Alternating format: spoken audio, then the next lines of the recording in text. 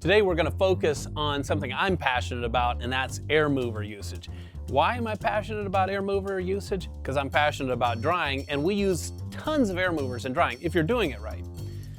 But we have a problem in this industry with air mover usage.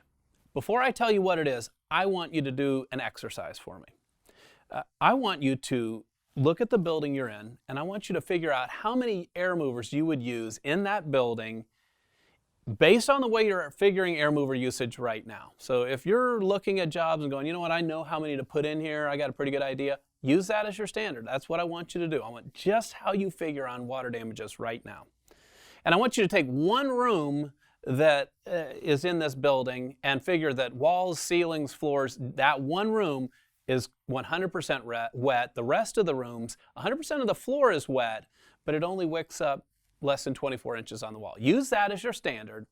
Pause this video and go do that exercise. Figure out how many air movers you would use and write it down. Don't calculate, don't do anything different than you normally do, and do that right now. All right, so now we're back, and hopefully you've done the exercise. If you haven't, I'm telling you, it's really important, it's really valuable. If you haven't done it, I'd encourage you to do that, but we're gonna go on anyhow. So, there's three problems with not using air movers effectively. And the reason why I say this is because we're not using enough air movers as an industry. And that means that, number one, we're not following the standard. So we're doing substandard work. Number two, our drying jobs are not as efficient as they could possibly be if we were using the right number of air movers. And number three, you're missing out on a lot of profit, and that doesn't make any sense.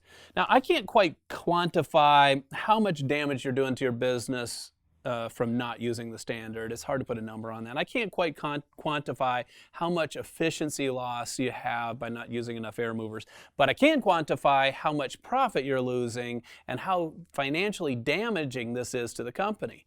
So technicians, as we go through this, I want you to think about this and realize these numbers we're fixing to do, this math, is why the owner is so serious about getting air mover usage right, or the manager or whoever is trying to enforce it and help you to see, boy, we got to follow the standard. This is why. Let's go do some math.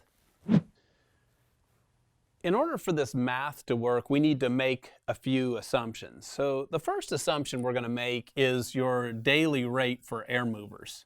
So our assumption is going to be $30 a day. Yours is going to be a little different, likely.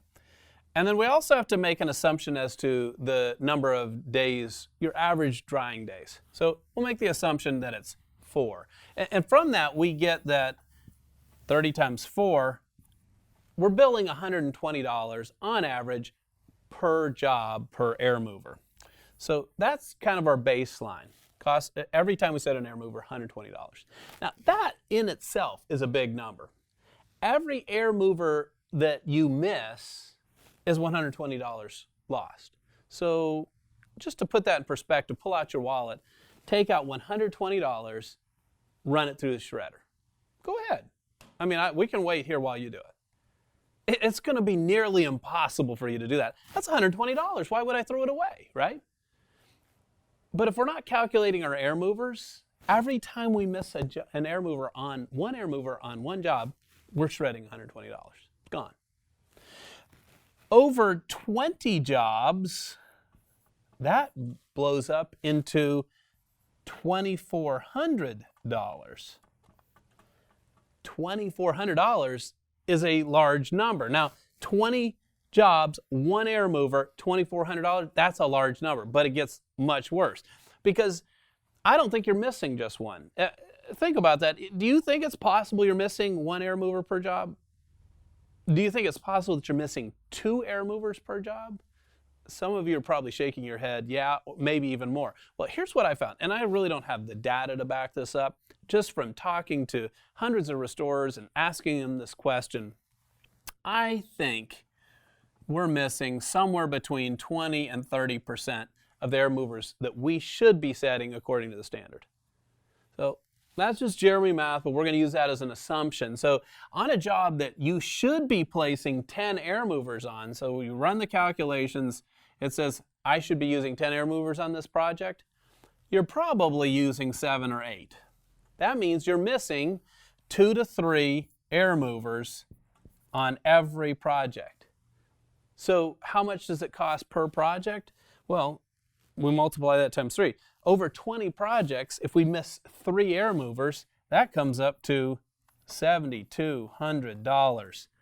That's a large number. But that's about average what most restoration companies would be losing on 10 jobs that take 10 air movers over a 20 job span. $7,200. What if it was over 100 jobs? So now we're looking at just a larger sample set, but the problem just gets worse. So we said 20 jobs. 20 times 5 would come up to 100. So if we take 7,200 times 5, that comes up to $36,000 that we're missing. If you thought $120 was a big number, $36,000 is a boatload of money. It's a lot of cash, right? $36,000, a lot of money. But it gets worse. Because, and here is why the owner or the project manager or general manager, whoever is interested in you getting this right, this is why this becomes so critical, because here's where the math gets a little crazy and the numbers get big. I'm going to have you think about this. We've already done the job on these that we're talking about. We've done the extraction, we've done the demo, we've done the cleanup, we've done everything. We just chose not to set, on average, 3 air movers on these projects. That adds up to 120 times 3. We worked out the math. Get out $36,000 on 100 jobs. How much would it have cost us to set those air movers knowing that everything else has been done? Well, it's almost pure profit, right? I mean, yeah, your company may attribute some expense to each of those air movers, and that's accurate. But for the sake of this discussion, let's call this 100% profit. So now, how much work do I have to do to recover $36,000 in lost profit? That's the question.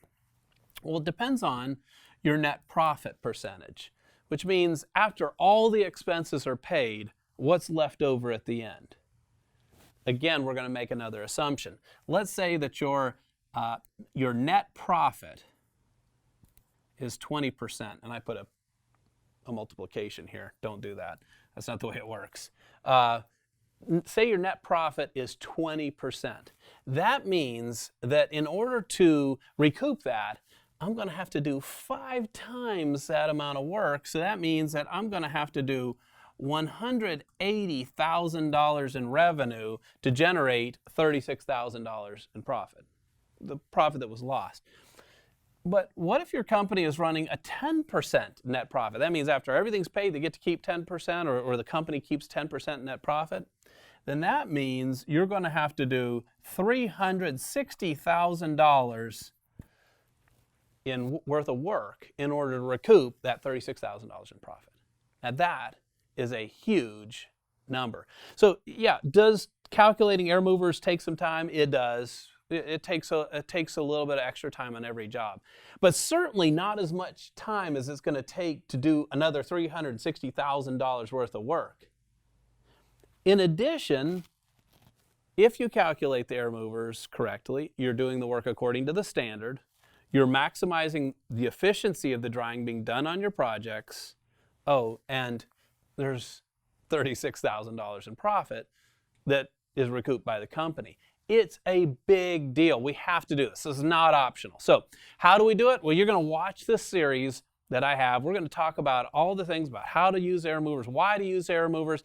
I mean, I think that question of why do we use air movers, that's such a huge thing. We use so many air movers. Why are we doing it? We'll answer that in the series that we have on maximizing air movers. Well, I'm going to break right here. At the end of watching that series, there's another one of these follow-up videos. We're going to do another exercise. You're going to love this, but we're going to come back and make application of what we've learned. Go ahead and watch the series. I'll see you in a few minutes.